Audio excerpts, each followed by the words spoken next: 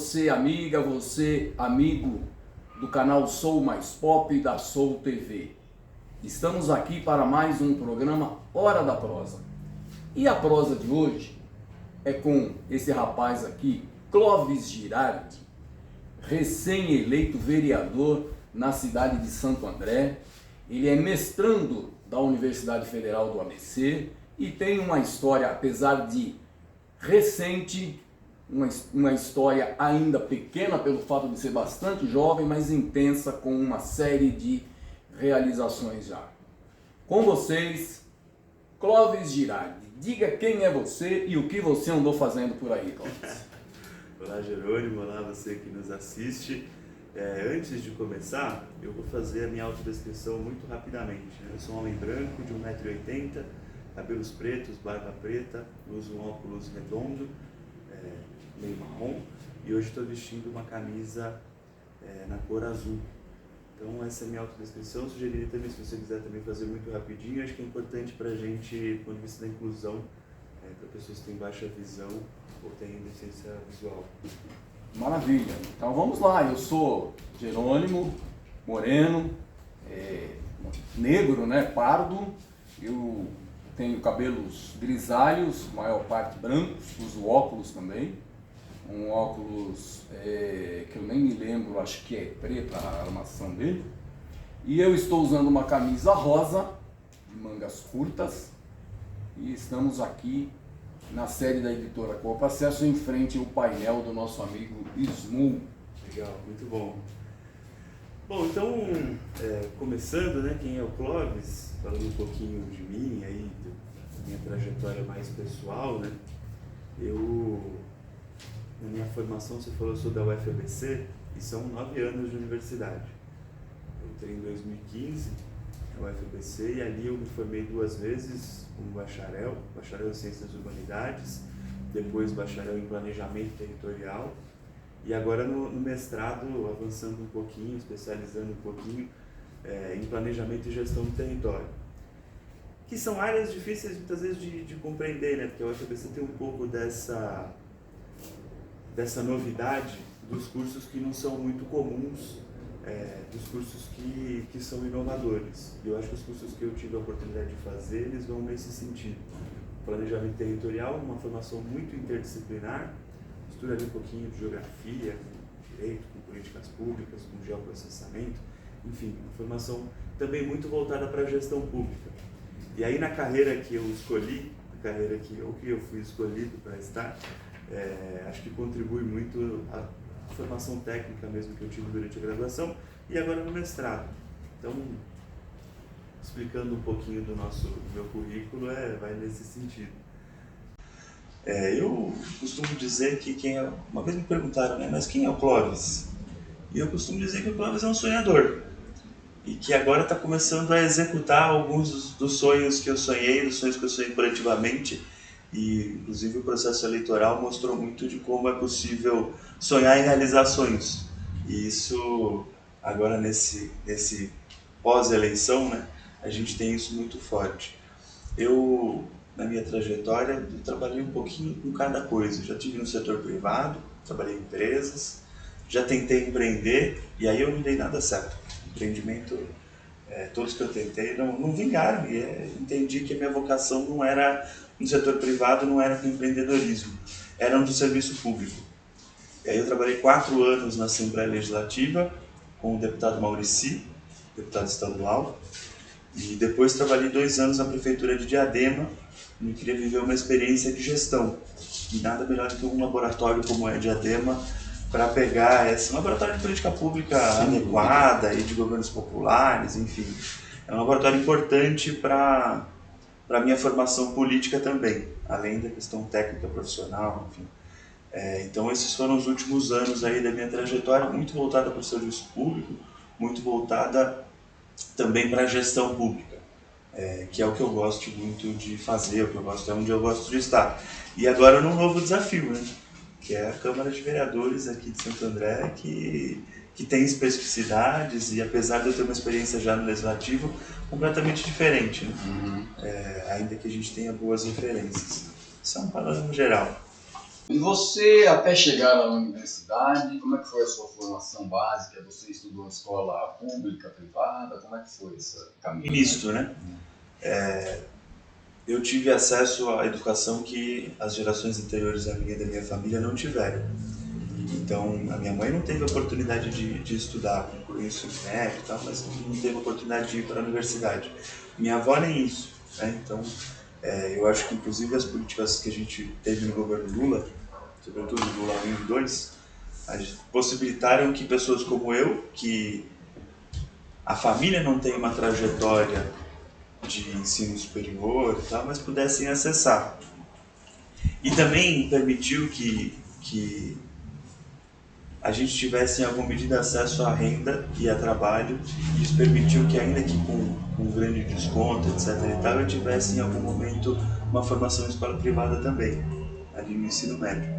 Então foi um processo, um mix de escola pública e privada, muito incentivado pelas políticas públicas que a gente teve no governo Lula e Dilma, ainda que a gente tenha adaptações aí, né? Mas certamente foi o que definiu o caminho que eu ia trilhar.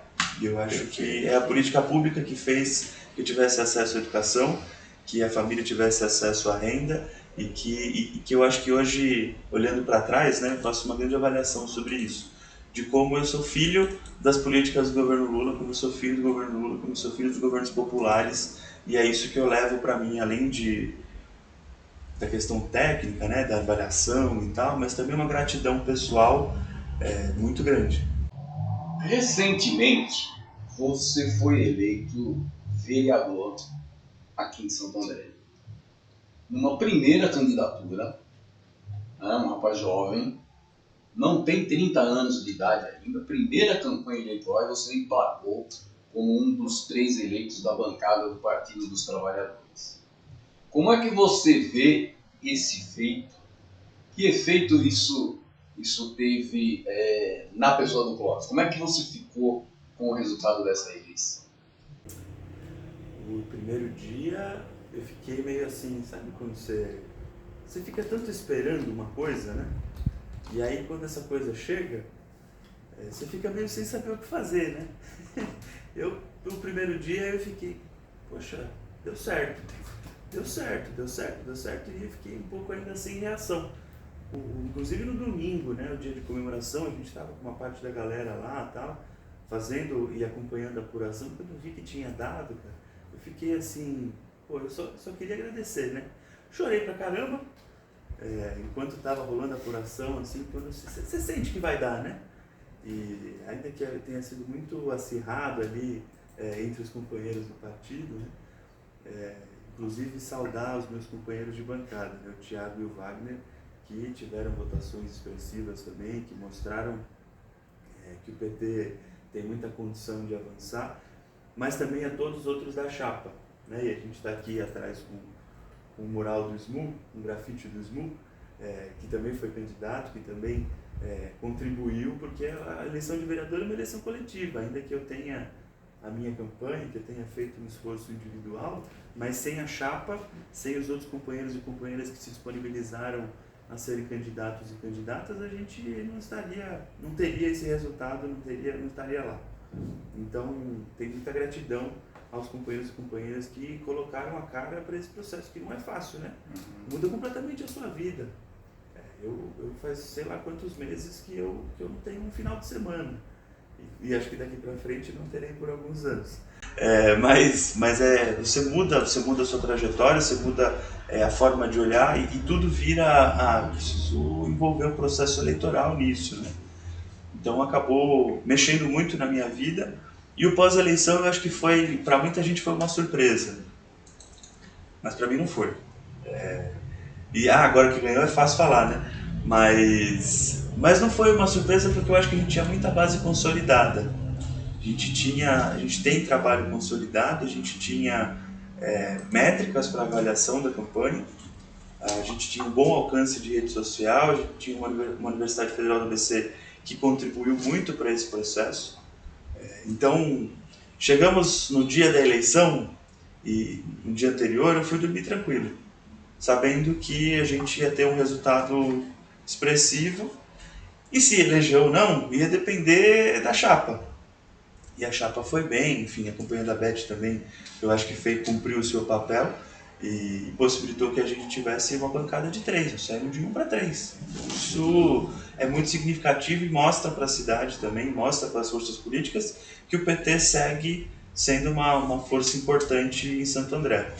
E, bom, acho que no geral foi isso, assim, do pós-eleição. Não me surpreende porque a gente sabia onde a gente estava caminhando, né? Uhum. Então, daqui a pouco eu abro um pouquinho de como é que foi a campanha em si. Mas acho que surpreendeu muita gente, né? Encontrei companheiros e companheiras que me falaram assim, eu não apostava que você ia ser eleito, porque a internet não elege ninguém, porque não viram os projetos que a gente tinha, não viram o trabalho que a gente fez. E está tudo bem também. É importante agora a gente mostrar para a cidade um pouco do que a gente pode fazer. Eu vi pelas redes sociais ontem que você já esteve em uma visita ao seu novo local de trabalho, já conheceu a Câmara Municipal. Conta um pouco pra gente como é que foi essa coisa do primeiro contato com a sua nova realidade. Já sabe qual será o seu gabinete? Definiram essas coisas já ou não? Tá começando a definir lá, né? Mas eu me senti assim, sabe quando você vai começar um emprego novo e aí fazem aquela recepção e tal? Rolou isso, inclusive, com o diretor de RH, o Alexandre, que um pouco explicou como as coisas funcionam, como vão funcionar daqui para frente. Eu acho que muda muito a vida, né? Ser parlamentar, ainda que eu tivesse uma experiência de ser assessor, nunca tive ali. Então, para mim é um ambiente muito novo. Eu não conheço ainda todos os meus colegas que vão ser vereadores. Então, a gente teve uma primeira reunião ali que o presidente Carlos Ferreira, atual presidente da Câmara, chamou e um pouco fez esse panorama geral do que é a Câmara, de como a gente vai se inserir. A gente começou a olhar para essa questão do gabinete, acho que deve resolver em breve, mas provavelmente nós vamos ter um bloquinho, os gabinetes da bancada do PT e do PSOL, que consolidam a posição à esquerda do governo Giovano. E esse é um posicionamento que nós vamos ter, já adiantando, né? Sim. O posicionamento do PT é o posicionamento de oposição ao governo Giovano. Agora, a gente ainda tem que dimensionar o quanto é essa oposição, de que forma vai ser construída essa oposição, mas se ele se dispuser a ser essa continuidade do que foi o governo Paulo Serra, nós vamos ter uma posição mais crítica, né? Mais contundente. Agora, se mudar um pouco o eixo, aí é uma coisa que você vai avaliando, né? Sim, sem dúvida. Clóvis, eu moro aqui nessa cidade há 67 anos. Ô, louco. Você não tem isso de idade? Eu vou fazer em 67. Eu acompanho a política andrense desde a minha adolescência, início dos anos 70. E eu nunca vi a Câmara Municipal de Santo André numa configuração tão ruim como essa gestão que está terminando agora em 2024. Eu tenho certeza que você tem um perfil bastante diferente da maioria dos parlamentares andrenses. Você é uma pessoa especialista no campo da gestão pública, da análise do território, dos problemas que vai ter que enfrentar na cidade e tal.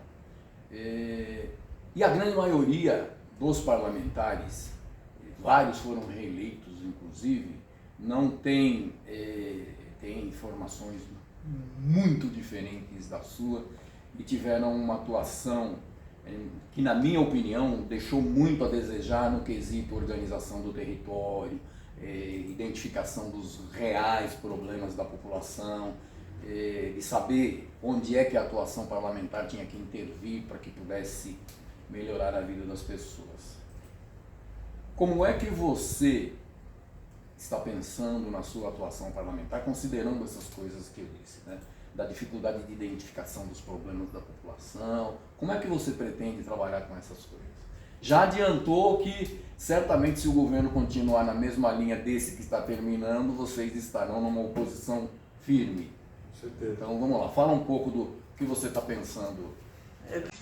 É curioso isso, porque quando você está fora, né, você faz essa avaliação muito crítica e eu passei boa parte da campanha fazendo essa análise muito crítica da Câmara de Vereadores. Eu acho que produziu muito pouco do que poderia ter sido produzido nos últimos 4 anos, porque foi uma Câmara muito governista. O que o prefeito Paulo Serra mandava, aprovava. Ainda que a gente tivesse ali 2 companheiros de grande valia, o Wagner Lima e o Ricardo Alvarez, fazendo uma oposição muito construtiva e contundente, mas eram 2 no meio de 21, de 19 que estavam a favor do governo. Então, foi muito difícil, eu imagino, para eles fazer essa construção de oposição. A gente de fora olha e fala, não precisava ser assim, né? Você tem condições ainda que seja a base do governo, de ser uma base do governo que seja mais propositiva. Que a gente viu muito pouco isso a Câmara fazer. A Câmara não puxou nenhum debate para si. A Câmara não puxou um debate de plano diretor, que poderia ser feito ali. A Câmara não puxou um debate sobre as privatizações de forma mais séria, e aí foi privatizado o Sermasa, foi privatizado, então, o serviço funerário, porque o Paulo Serra, tudo que ele mandou, passou. Então, não dá para continuar assim, aprova tudo que o governo manda. Eu acho que isso é uma tarefa que a gente vai ter na Câmara, de dialogar com quem está na base do governo, que é o que é bom para a cidade, legal, mas aquilo que não é, não dá para continuar aprovando. Né? Eu acho que precisa ter um debate mais qualificado, precisa envolver as pessoas não sabem muitas vezes nem onde fica a Câmara, não sabem chegar no gabinete de vereador, porque aquilo parece que não foi feito para o povo, foi feito para a classe política. Então acho que esse é um outro ponto, um outro aspecto, né, de como é que a gente insere as pessoas dentro dos mandatos, de como é que a gente traz a base para dentro do mandato. Isso é uma coisa que eu tenho conversado com algumas pessoas que têm mandato ao redor do país, para começar a construir o nosso mandato, do ponto de vista de participação, que não é mais a participação dos anos 90, início dos anos 2000, com grandes plenárias, agora é uma participação muito mais virtual, muito mais em rede, e eu acho que nisso a gente precisa inovar. As pessoas precisam saber o que está sendo feito ali. A Câmara chancelou aumento do IPTU, de 14% em média, aumento da taxa do lixo de 14%, que está lá na conta de água, ninguém nem vê, aumento da tarifa de ônibus em 14% também. A inflação Paulo Serra no último ano foi a inflação de 14%, enquanto o restante do país estava em 4%. O prefeito colocou ali o aumento para tentar subir a arrecadação, porque esse ano tende a ter uma prefeitura com muito problema orçamentário e financeiro, para fechar as contas aqui. E 2025 vai ter uma situação ainda mais difícil. Já começou com uma diferença orçamentária enviada pelo governo para esse ano na LOA de 400 milhões a menos. Então o orçamento de 2024 é um orçamento de 5,5 bilhões. O orçamento de 2025, encaminhado pelo governo, é um orçamento de 5,1. Onde foram cortados os 400 milhões? Esse é o ponto, que a gente está analisando, está olhando, pegando a peça orçamentária para olhar para isso. Não quer dizer que nós tivemos deflação, então as coisas vão subir. E a gente vai ter um orçamento menor numa cidade que já carece de muito serviço público, vai ter um arroxo muito grande. Vai ter problema para servidor, vai ter corte de serviço, vai ter corte e diminuição das obras que estão sendo feitas, elas vão diminuir o ritmo, como já diminuíram depois da eleição. E aí eu moro ali perto da obra do Santa Terezinha, moro no Bangu. A obra que tinha a pleno vapor durante o processo eleitoral, com gente trabalhando de noite, aquela coisa toda, agora já caiu o ritmo. E é uma obra que causa um impacto direto para toda a cidade, causa um impacto para Mauá, causa um impacto regional muito forte. E quanto mais ela se estende, mais esse impacto vai sendo feito.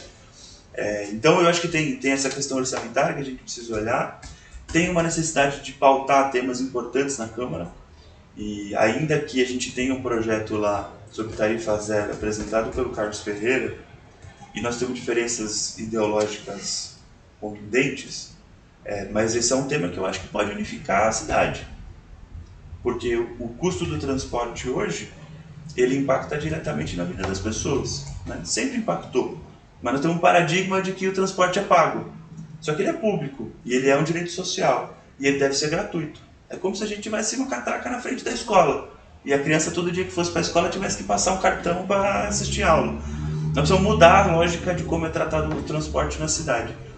Isso foi uma das coisas que ajudou a me eleger. Esse debate sobre tarifa zero. um debate sério, um debate qualificado, um debate que para de pé, do ponto de vista argumentativo, e eu acho que nós temos muita condição de avançar. E esse pode ser o protagonismo da Câmara. A Câmara pode ser protagonista em uma ação que beneficia diretamente as pessoas da cidade, que é a tarifa zero. Vai ter que tensionar o governo, vai ter que tensionar com as empresas de ônibus, vai ter que fazer um diálogo mais profundo, porque essa é uma demanda social muito direta das pessoas que precisa ser atendida. Esse é mais ou menos o panorama que eu enxergo nesse início de Câmara. Uma Câmara que precisa ter qualidade, de fato, precisa puxar um pouco do protagonismo e precisa deixar de ser tão automática naquilo que o prefeito manda, que o governo manda, de aprovar de imediato.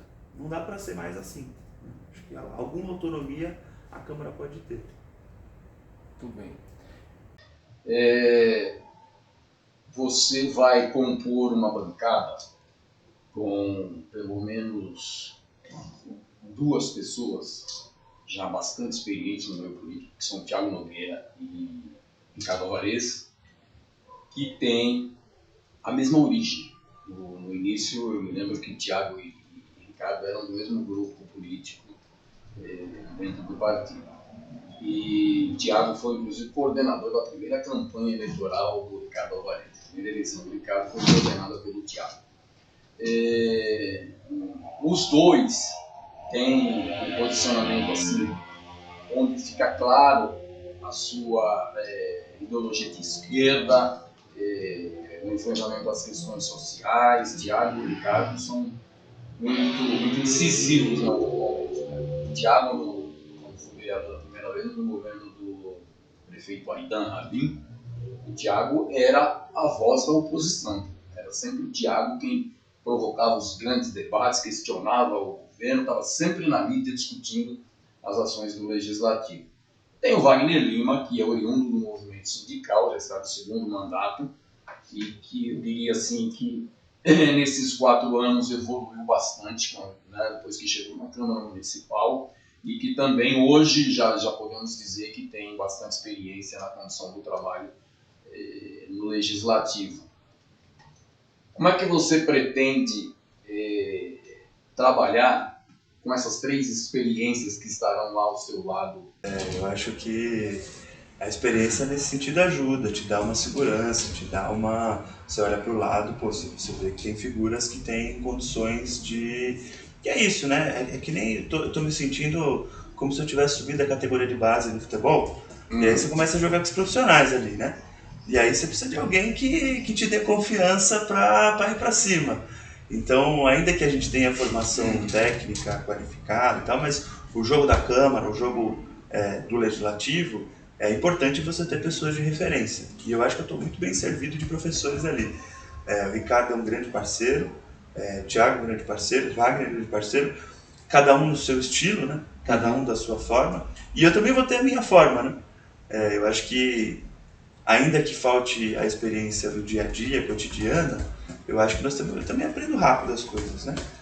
Tudo que eu precisei fazer na vida, eu preciso aprender muito rápido. Claro. Eu tive que aprender a ser candidato rapidinho, agora eu vou ter que aprender rapidinho a ser vereador, então é isso que a gente precisa, né? São 2 meses para se preparar. Pois é, então a gente já começou a pegar regimento, já comecei eu a fazer a minha formação para entrar na Câmara afiado, né? Azeitado.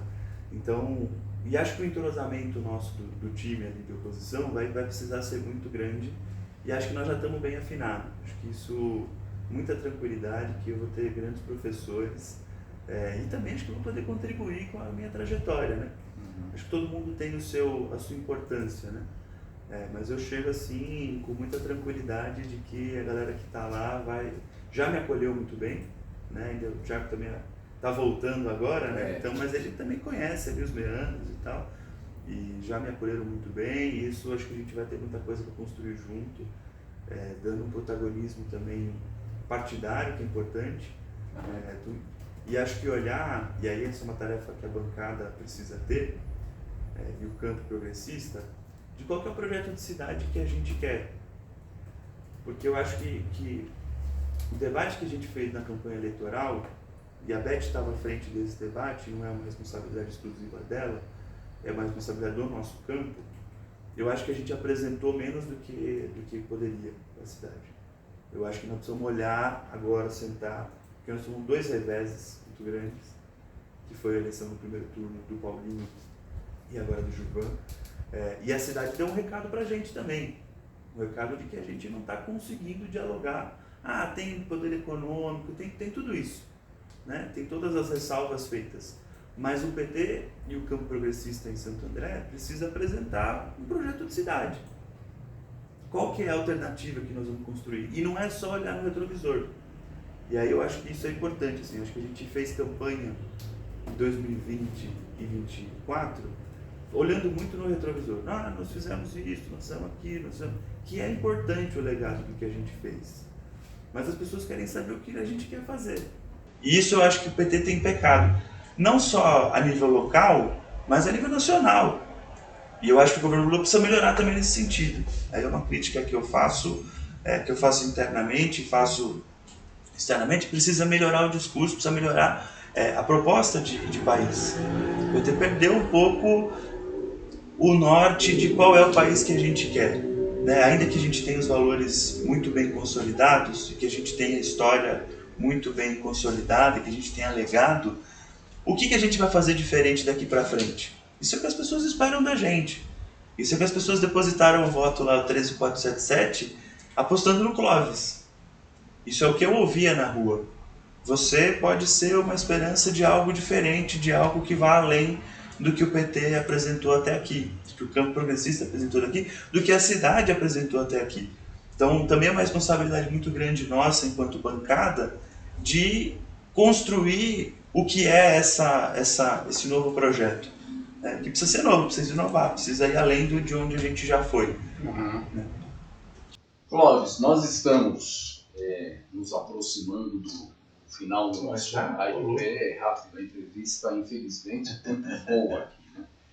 Eu costumo pedir às pessoas que vêm aqui conversar na hora da prosa que deixem um recado para os nossos internautas, nossos telespectadores do Hora da Prosa. Qual é a mensagem que o Clóvis Girardi manda hoje para toda essa galera que te apoiou, que votou em você, e a outra galera que não votou em você, mas que está esperançosa pela sua atuação na Câmara Municipal? Mande aqui o seu recado para todos os nossos internautas. Bom, primeiro para você que votou em mim, né? Um momento que a gente tem também de agradecer a confiança, de acordar lá no dia 6 de outubro, levantar da cama e falar, hoje eu vou votar no Clóvis. E eu sei que quem foi votar no Clóvis foi com esse pensamento, assim, acordou de manhã e falou, eu quero eleger esse cara. Foi muito importante o processo eleitoral, como as pessoas compraram o que a gente oferecia, né? E o voto foi muito de confiança, ainda que com todas as questões, né, de ser a primeira candidatura, de ainda não ter um nome muito consolidado na cidade, de não ser tão conhecido na cidade, as pessoas depositaram o seu voto e a elas eu agradeço muito. Mas, falando agora como vereador, e aí quando a gente fala como vereador, fala com toda a cidade, né, não só em quem votou em mim. Eu acho que a mensagem que eu deixo aqui é uma mensagem de ousadia. Porque virar candidato foi o movimento mais ousado que eu já fiz na vida. E eu acho que quando a gente ousa, né, quando a gente vai um pouquinho além, quando a gente sai do espaço onde está confortável para a gente e procura um lugar diferente, eu acho que a gente cresce um pouquinho. Né? Você começa a entender que você precisa de habilidades novas, que você precisa se qualificar mais, que você precisa crescer em vários aspectos. Então, minha mensagem aqui hoje é que, independente do que você esteja fazendo na sua vida, seja ousado, seja ousada, vai para cima, se joga, se coloca, e tudo que a gente se coloca de verdade, com muito afinco, as coisas vão caminhando. Né? Então, coloca para a gente novos desafios, novas questões que a gente precisa aprender, e acho que a vida é isso, né? Acho que hoje é ousadia e um pouquinho de teimosia também, de ir para cima e de continuar nesse caminho. Então, muito obrigado pela disponibilidade de estar aqui, por esse papo. Obrigado a você que nos assiste, obrigado pelo carinho, pela confiança, e vamos nessa. Muito bem, Clóvis. Antes da gente encerrar o Hora da Prosa, eu quero dizer para você que fico muito feliz com a tua eleição. Nós vamos ter aí uma renovação na Câmara Municipal, vamos ter a presença da juventude que o seu mandato representa para essa nova gestão, e isso eu tenho a certeza de que só pode fazer bem para a cidade de Santo André, para toda a nossa população. Muito obrigado por você ter vindo aqui, parabéns pela sua eleição, e o Hora da Prosa vai ficando por aqui e estará à sua disposição para, ao longo do mandato, quando tiver alguma coisa que queira conversar com os nossos internautas, pode voltar aqui que as câmeras e os microfones estarão à sua disposição. Muito obrigado. Obrigado. E o Hora da Prosa vai ficando por aqui. A gente se encontra novamente na próxima semana. Até lá!